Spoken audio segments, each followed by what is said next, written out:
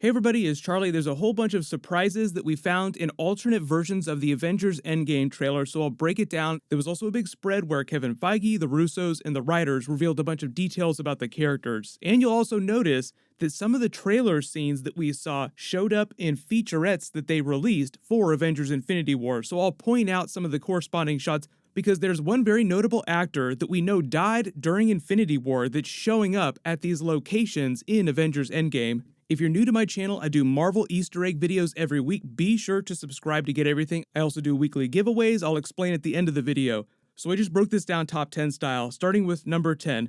The Disney Fox deal is actually done today. They just finished buying all their outstanding shares. I believe the transaction completes at midnight tonight, but that's how they bought them. They buy all the shares of their company. So as of midnight tonight, Kevin Feige can actually call up filmmakers and start talking about making Fantastic Four, X-Men, Deadpool movies. This is also connected to some of the other things on my list here, so I'll just address this as we go along. 9. Joe Russo recently just took his daughters to the Captain Marvel premiere, no big surprise there.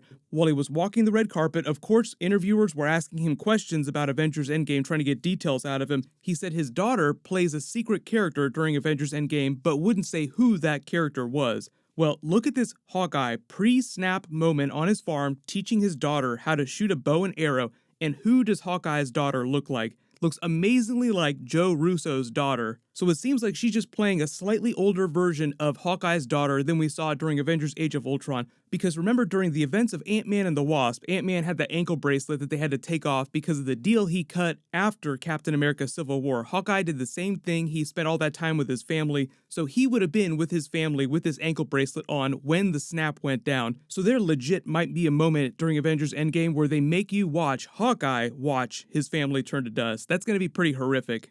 Number 8, if you look at a slightly different version of the trailer that they posted to Instagram, you get a little more footage top to bottom in the frame. You can see that Ant-Man is lugging Hank Pym's tiny lab with the luggage handle and the set of wheels, rolling his way down the sidewalk, freaking out about all the missing persons posters and strange lack of people post-snap. We could talk for an hour about what they're going to do with that lab, but I think it's pretty obvious is that he's going to take it to the Avengers base eventually when he wheels up in his van, and he's going to give it to them. Eventually, they'll use the lab to figure out how to use quantum energy and make these suits. That would also pay off an Easter egg from way back in the first Ant-Man film when Hank Pym says, "I'll be damned if I let a Stark get his hands on my technology." Only instead of Howard Stark getting his technology, it's going to be Tony Stark. 7. Later in the trailer, you can see Captain America when they're all doing their slow-mo hero walk moment in the new quantum suits. He's carrying his shield, but because it's turned away and the frame is really dark, you can't really tell if it's any different from the original shield, which I believe that he's using when he's in his scale armor here when they're probably fighting Thanos earlier in the film. There's still the Spider-Man Homecoming Easter egg, Cap's new prototype shield that they may pay off during the movie. The only way that they accomplish something like that, where he has two different shields during the movie, would be is if they lose to Thanos early in the movie when they try to fight him with a smaller squad. Thanos breaks his vibranium shield so that Iron Man has to finish that new prototype shield for later in the film, but that's just speculation. Number 6, this is a big one where you see Hawkeye at this cabin talking to Captain America. It's out near the woods by a lake. They're talking to each other. It's probably after Black Widow's gone to pick Hawkeye Ronin up from Japan where he's been. This place here, this whole cabin, appears during the special featurette that Kevin Feige and Joe Russo released last year. You even see Chris Pratt's Star-Lord looking like he's dressed down, getting ready to put a bigger costume on before they shoot more scenes. The cutting edge concept behind the Marvel Universe is this massive organism of shifting parts and new ideas. How do we do this? As a team. Seraphin is responsible for all of these amazing actors and actresses that we brought into this. I think after the first Avengers, people realized that this was not just an ordinary comic book movie, that there was really a lot of thought and a lot of care and a lot of passion that's going into each and every one of these films.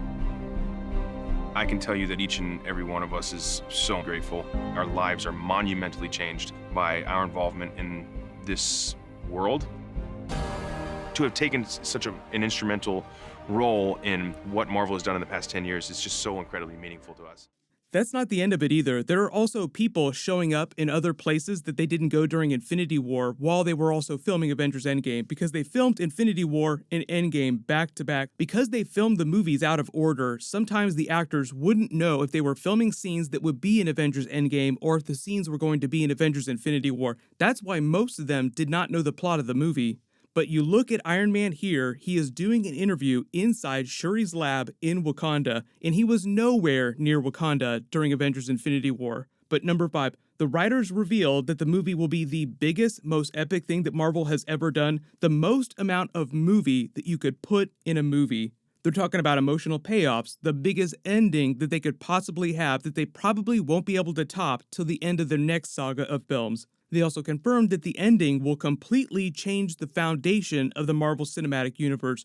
Most of us think that this means leaving plausible room for how X-Men, Fantastic Four, Deadpool-based characters can exist alongside the original MCU characters, without necessarily putting those characters on screen. 4, Kevin Feige confirmed that Avengers Endgame focuses on the stories of the 6 original Avengers characters. No big surprise there. Here's his quote: "People would point out that Cap wasn't in Infinity War a whole lot, and Iron Man didn't really speak for the last half hour because of what was going on, but those characters and all of the original 6 are very much the focus of Endgame in a very personal and emotional way." So when you're theory crafting about what characters are doing, like Ant-Man, Captain Marvel, the backup characters, War Machine, they're probably going to do important things, but all the biggest stuff will be on the 6 original Avengers' shoulders, as it should be. What a coincidence that there are 6 Infinity Stones and there are 6 original Avengers. Remember the original Guardians of the Galaxy movie when the Collector is explaining the Infinity Stones to Star-Lord and the Guardians?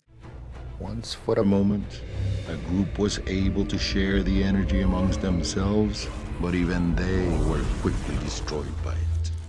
There are a lot of people that are wondering if they're going to try and pay that off with a moment with these original 6 Avengers. The quantum suits would be a way to explain how they could harness the power of Infinity Stones without being destroyed, especially people like Black Widow and Hawkeye that don't have powers. 3, Kevin Feige confirmed that Avengers Endgame is the end of what they're calling internally the Infinity Saga of movies. So everything between the first Iron Man film and Avengers Endgame is the Infinity Saga. It makes sense because they were seeding Thanos that whole time with the Infinity Gauntlet. So Marvel Phase 4 will be the beginning of the next saga of films that will cross multiple Avengers films. Obviously, they didn't give away spoilers about what that saga is going to be. They may tease it a little bit when they do their big Phase 4 movie announcement, but they didn't start talking about the Infinity Gauntlet till well after the first Avengers movie came out. That was 4 full years after the first Iron Man came out, so it took them a long time to say, oh, by the way, we're building towards Thanos in the Infinity Gauntlet, so they might do the same thing with the next big saga. Even though they change a lot of things about the comics, those big sagas that they do that cross multiple Avengers films are rooted in core comic book stories. So when you're thinking about the biggest possible things they could do, we're talking Secret Invasion, Secret Wars, Annihilation, maybe Original Sin, War of Realms, the biggest, most epic things that you could possibly think of. But also remember that because they'll have all those Fox, Fantastic Four, X-Men characters, make sure to think about storylines that include those characters in the comics. We'll be talking about that all summer long because Spider-Man Far From Home is the first Marvel Phase 4 film. 2, the writers explain what's going on with the characters when the movie picks up. They say that Thor is not blaming anyone but himself, talking about should have gone for the head. He does have a lot of guilt over that moment. Even though there's this dark cloud over the first act of the film, it's not completely humorless. Black Widow has no more shits to give. She's just pissed off for a lot of the film, so she's going to be super hardcore. Captain America is heartbroken, but as you can see during the trailer and based on what Chris Evans has said, that he's sort of doing some grief counseling. There were also a couple of details that confirm my suspicions about the Stan Lee cameo. And for those of you that weren't sure, Stan Lee does have a cameo during the film. He already shot the next couple of cameos before he passed away. Interestingly enough, they did say that originally they thought about having the snap take place during Avengers Endgame, which probably would have been terrible, but they said that they tested it. Audiences hated the end of Infinity War, but understood that it had to end that way, so they were satisfied, but they hated that they were satisfied with the ending. Even funnier, Spider-Man's death scene where he turns to dust was one of the first things that they ever shot for either of these movies. Remember when they released that teaser trailer a couple years ago saying, hey, day 1 of Infinity War, we're filming right now on this green screen? Now we know within a day of this, they were filming Spider-Man's death scene, which I think is just hilarious that they would start off with a moment like that because it was so powerful at the end of the film. Number one, Kevin Feige revealed that there will be a big Marvel Phase 4 movie slate announcement after Avengers Endgame. It might also not be till after Spider-Man Far From Home, despite the fact that that is a Marvel Phase 4 film. But even though Avengers Endgame still has about 5 weeks to go in post-production before they release the film, and the Fox-Disney deal closes right now, Kevin Feige was not allowed to talk to the Russos about Fox characters during the making of Avengers Endgame or Infinity War, and the Russos were not allowed to put Fox characters in Avengers Endgame before the Fox-Disney deal completed. And this late in the game, with the movie getting ready to come out, it would take way longer than they have to magically add visual effects for Galactus or a bunch of X-Men characters into even the smallest of post-credit scenes. So if there are any references to mutants or Fantastic Four, Deadpool, adjacent things, just expect them to be verbal references, text-based, or visual metaphors that are open to interpretation. Like, oh wow, this could be a way to explain how mutants can exist in the MCU. So just couch your expectations when it comes to Avengers Endgame post-credit scenes. I think they're leaning a little bit more on the stuff that they already had the rights to. So maybe some Eternal stuff, maybe some multiverse stuff, something teasing their next big threat. If there's any of that stuff that you guys want me to make a video about, just let me know in the comments below, or if you have big questions. Congratulations to the giveaway winner from my last big Marvel video, Tirth Patel. Please email me on the About page of my channel so I can get your details.